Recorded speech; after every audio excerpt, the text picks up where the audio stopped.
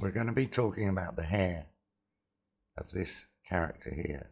Demoiselles d'Avignon is loaded with aquatic imagery. I want to sort of set the thing in context so that you understand why some of these features pertain to Les Demoiselles. The art historians and the institutions have completely neglected this, and they really don't understand Les Demoiselles d'Avignon. They go on and on about African masks and prostitutes in brothels and Iberian sculpture. And whenever you hear that, you can pretty well be assured that they haven't even scratched the surface.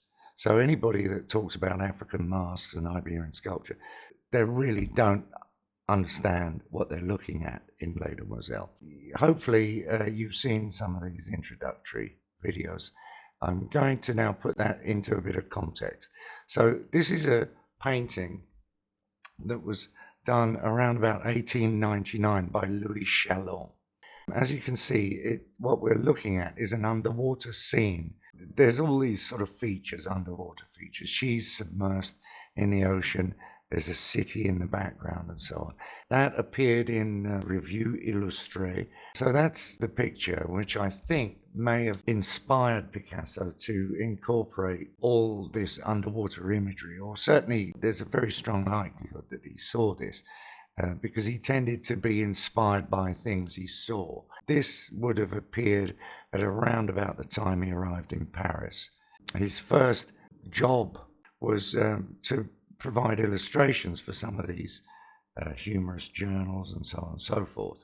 One was Le Frou Frou. There were others because they were full of illustrations by some of the most popular artists of the day. He would have certainly focused a great deal of attention on these things. This is the journal that Picasso first provided an illustration for. It was a dancer, sort of can-can dancer, and that was the first print that Picasso ever had published in France. Now, as you can see from this, we've got a very similar sort of theme going on. Suggestions of tentacles and so on in the way the hair's been depicted. There was a lot of sexual innuendo and stuff in the illustrations and in the stories. So here we've got a similar thing. It was an illustrated song. As you see, their legs have transformed into the tentacles of an octopus. And there's this drowned character on the rocks. These are things that would have caught Picasso's attention because he was really besotted with the idea of drowning at sea, fishermen lost at sea, and so on and so forth. And he'd done a lot of pictures slightly earlier than this that were sort of pointing in that direction. Here's one in which we see the wife of a fisherman, and he continues this theme right through his career.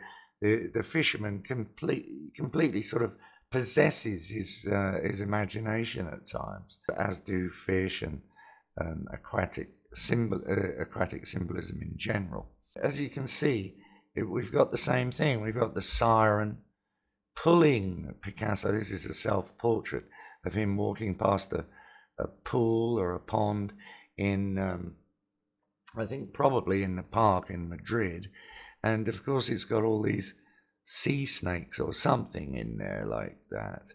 And he's absorbed into that, and there are all these odd looking characters in the background. So he, from an early age, he's being grabbed by this subject matter.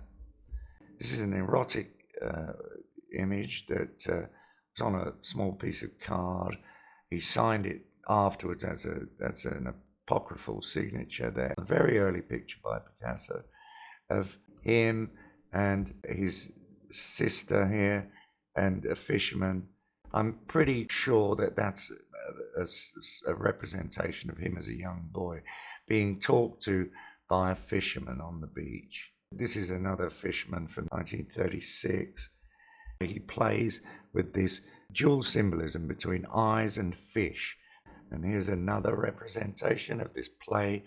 So you're beginning to get the idea. As you can see here, there's been a play on these eyes. So here we have an octopus sitting on the head of this character here. Again, you know, forget about Iberian sculptures, nothing to do with it.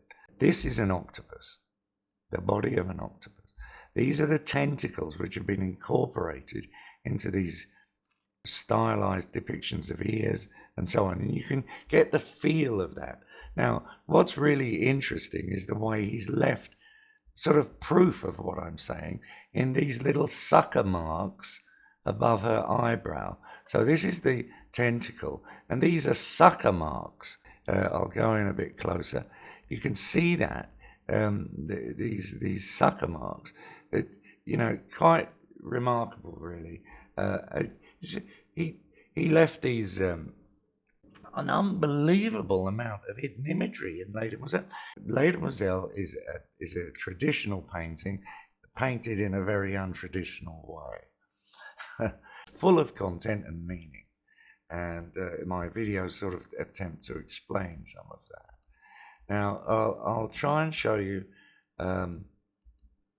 something else from Les Demoiselles to take us a little bit deeper into this kind of concept. Now, this is the little fruit table, or a detail of it, that appears in the lower central area. What you've got here is a pun on fruit and fruits of the sea, which of course are often aphrodisiac. So it brings us back into this idea of the prostitutes in the brothel. We've got seashells, and these are seashells, and we can see the circular ones here, Chinaman's hats, which can be found in the Mediterranean. And you can see the characteristic pink striations and things on the shell. So if this shell here was flipped over, you'd see this. Now, what Picasso's done is he's put these two stalks on there to detract from what it is he's playing with. Imagine this is the bottom of an oyster shell, and the oyster shell is open, and this is the lid. You're seeing it in plan view. So he's incorporated two seashells into this one contiguous form. So we've got the elongated one, which is this, and then within that, this is sort of superimposed on the top, and then we've got these things represented here. So fruits de mer, coming back to this play on eyes and fish. Right there in Les Demoiselles d'Avignon, on our famous African mask face, is a fish. And for over 100 years, the stupid people in the museums and so on haven't even seen it. And here's a sketch by Picasso from about 1940, I believe. You can see he's playing with the same concept. He knows one day someone's going to take the lid off Les Demoiselles. And he's left all these rather challenging little tempting morsels here for us to understand. But of course, nobody's bothered. You know, they think they understand Picasso, and this is a big mistake. These institutions are so proud of themselves, but Pablo Picasso has sort of beaten them to the post. He's caught them all with their trousers down. Bye for now.